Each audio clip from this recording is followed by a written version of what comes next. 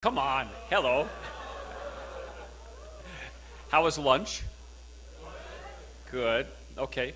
The intention is after this presentation to have some interaction, and so I'm just warming you up a little bit for that interaction. So it's my great pleasure to introduce Trina Gordon. She's the president and CEO of Boyden World Corporation and a member of the firm's board of directors. For those of you in the audience who are currently looking, she has been recognized by Business Week magazine as one of the 50 most influential headhunters in the world.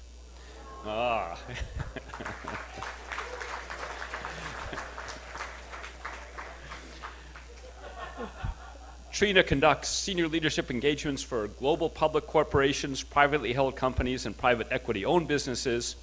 Today she'll be talking about the impact of Asia's changing role on international commerce, the global CEO as part of competitive strategy, and how Boyden is driving talent diversity in global business. Now, courtesy of Bill Farrell, several of us had the chance to have dinner with Trina last night. I think that you're also going to find the discussion and the interaction very interesting and very insightful. I'm personally hoping that she is going to be sharing Boyden's vision for the Greater China organization. And so with that, in her third visit to Taiwan, please join me in welcoming Trina Gordon.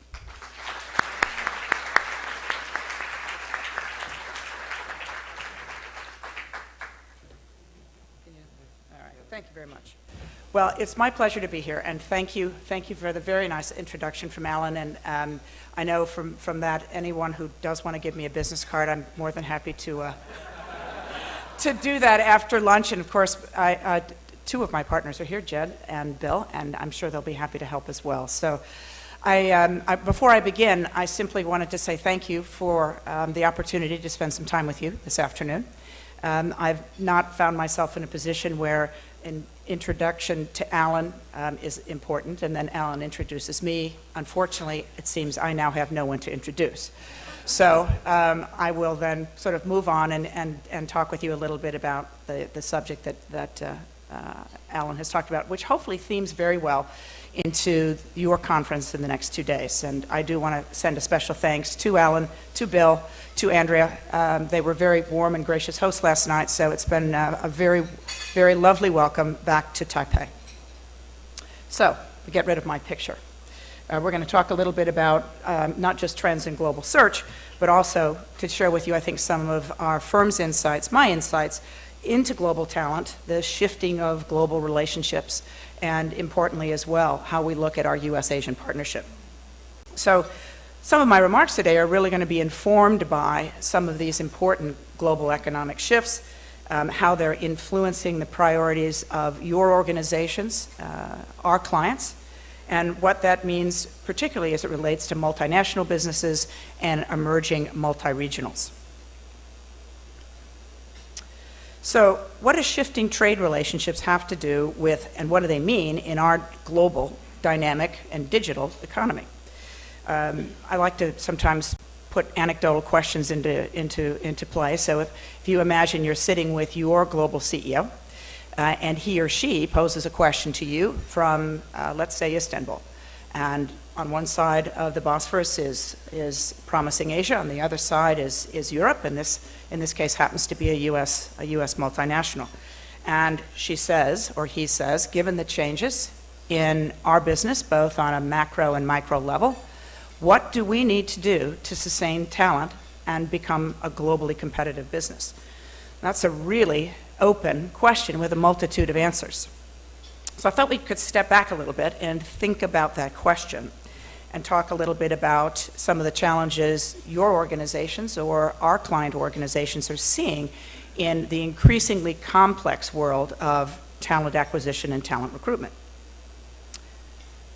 So this is a study that was recently done by our organization, our trade organization called the Association of Executive Search Consultants. The acronym is AESC. And it is a survey conducted by that association to about 200 partners globally. And it talked a little bit about the drivers of how our organization, our trade, and our industry sees global demand, talent, senior leadership demand over the next 5 years.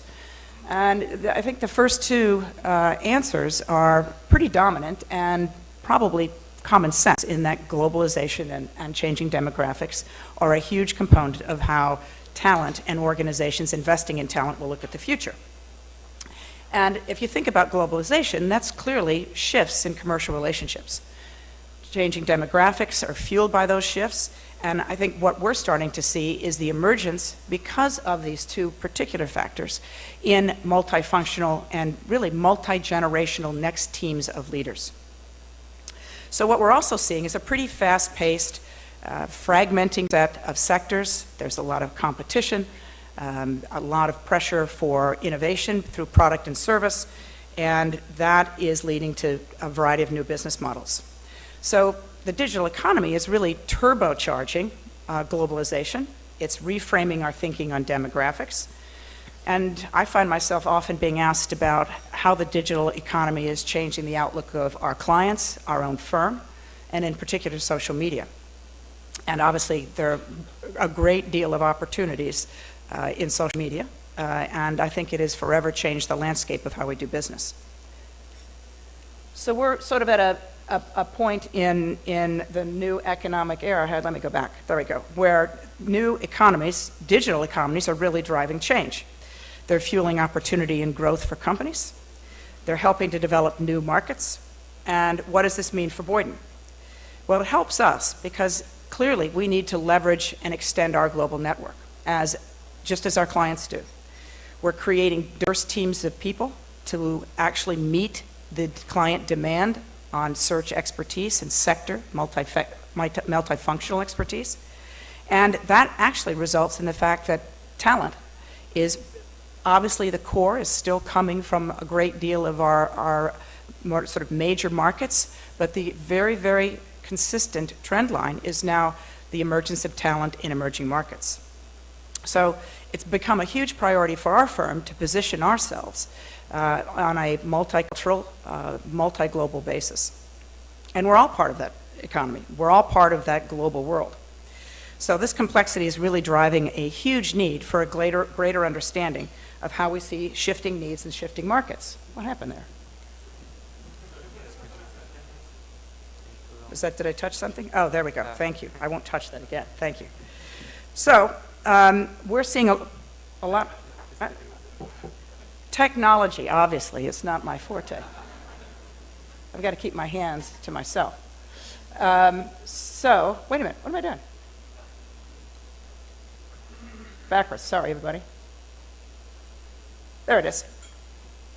So, we're seeing participation in markets in Asia, in Africa, and it's providing, I think, both U.S. and Asian companies the opportunity to invest in talent across those regions. So, there's Asia's role in the global economy. That same CEO that I mentioned earlier might turn to you again and say, all right, we're looking at this sustainable business. We now need to think about, let's say, a head of energy supply in Guangzhou. And that CEO may say to you, how do we, who has impressed you? How do we locate? How do we think about strategically the steps toward sustainable talent?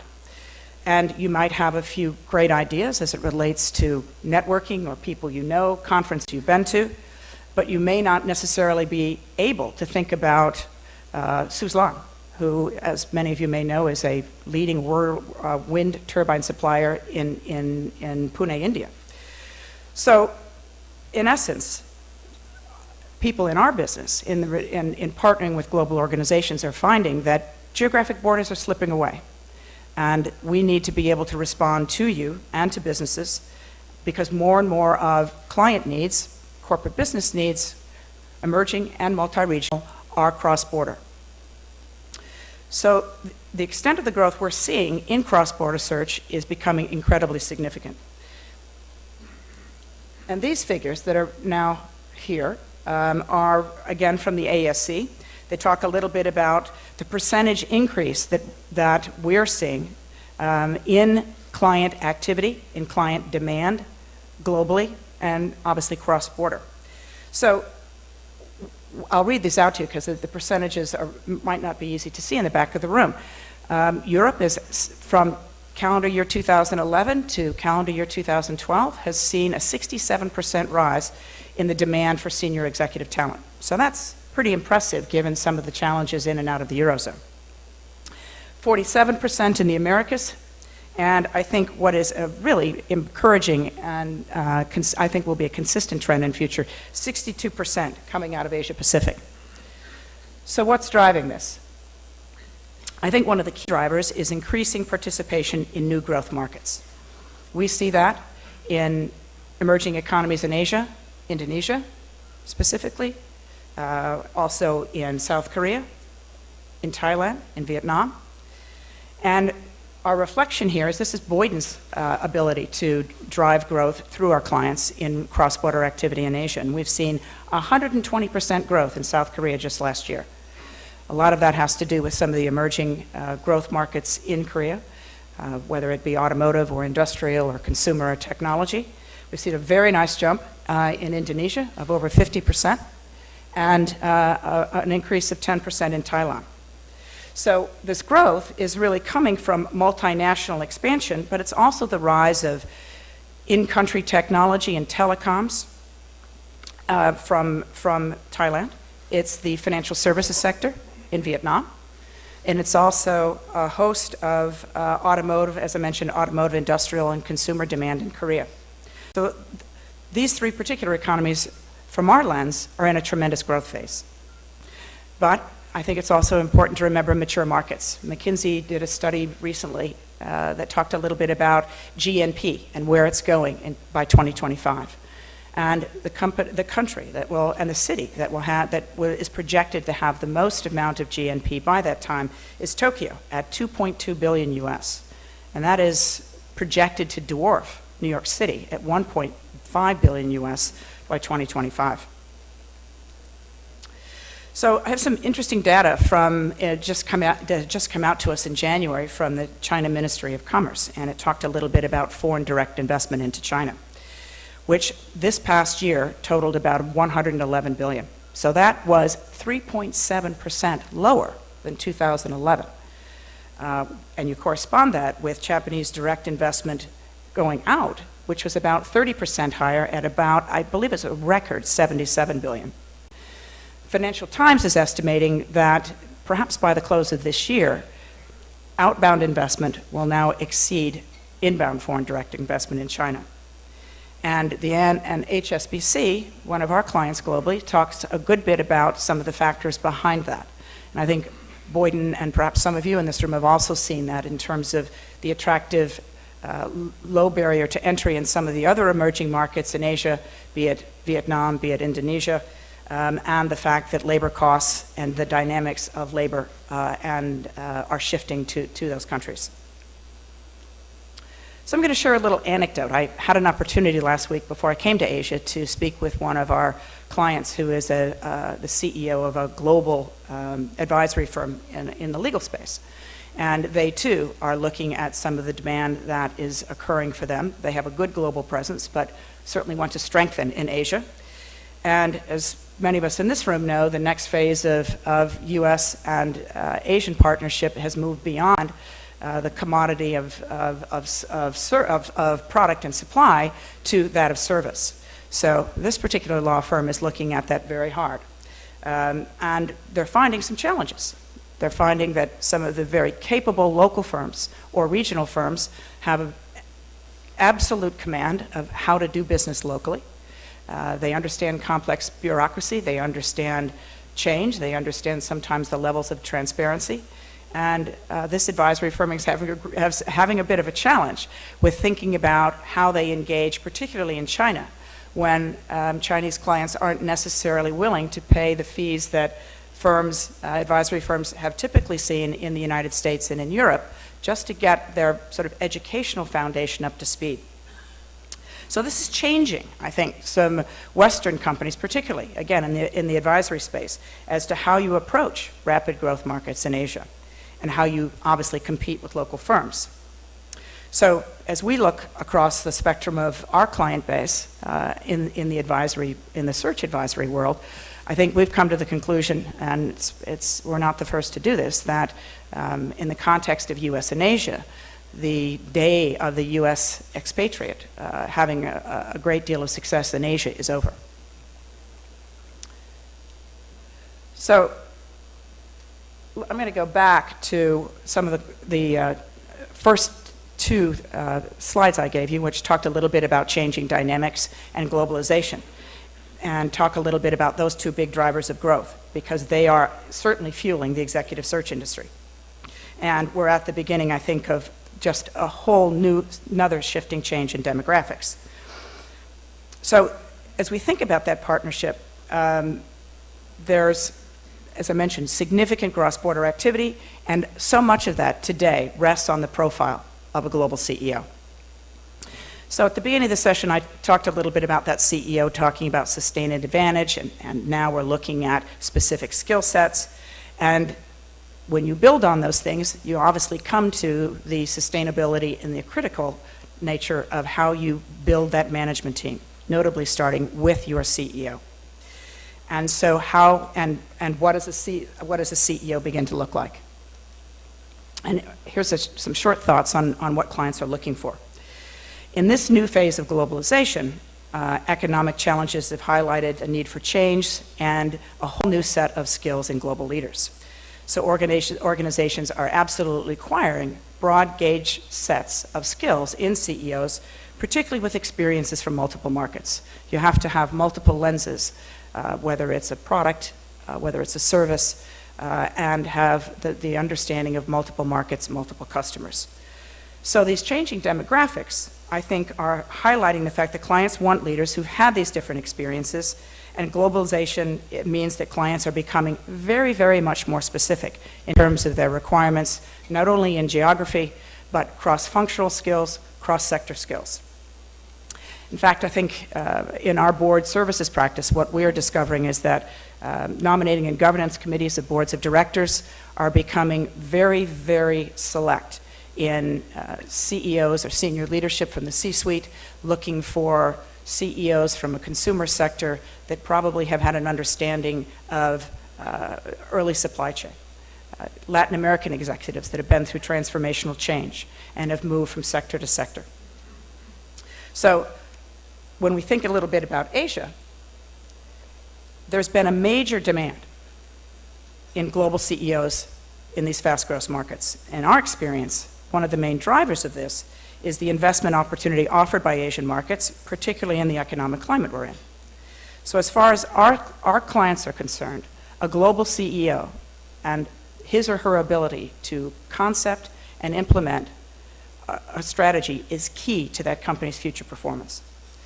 And we've seen a little bit of this, certainly here in Asia, from our lens. If you use South Korea as another example, in their growing automotive sectors 17 years ago, there wasn't a single Western or non-Asian CEO in Korea.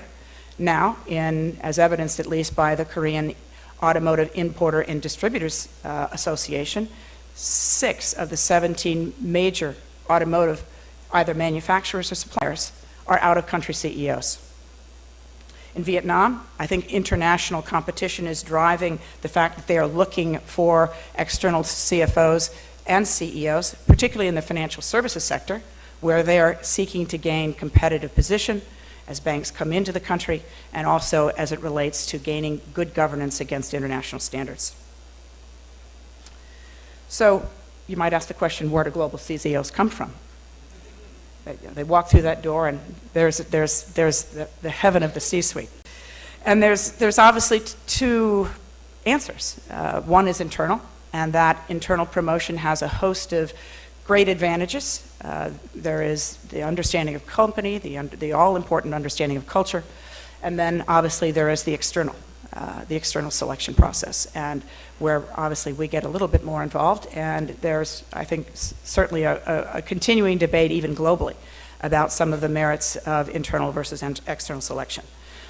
And internally, some companies are just really good at it, and I'll give you a couple of examples. I've spent most of my background in the consumer sector, and a company like Coca-Cola, who has done an outstanding job of doing the sort of from college campus to C-suite, nurturing fast-track identification, professional development, leads to a CEO who's Turkish, Mukhtar Kent, who actually began his career at Coca-Cola driving a bottling truck and is now obviously driving Coca-Cola across the world.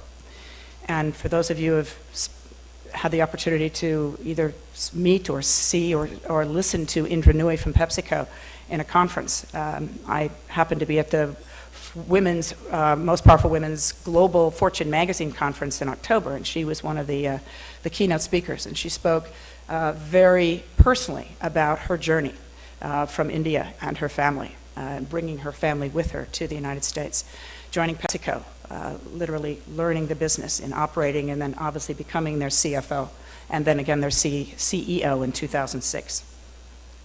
And externally, I mean, the challenge there, quite clearly for boards, is to ensure that there is a very robust transition process in place to allow that CEO the opportunity to understand company and culture and begin to make a difference.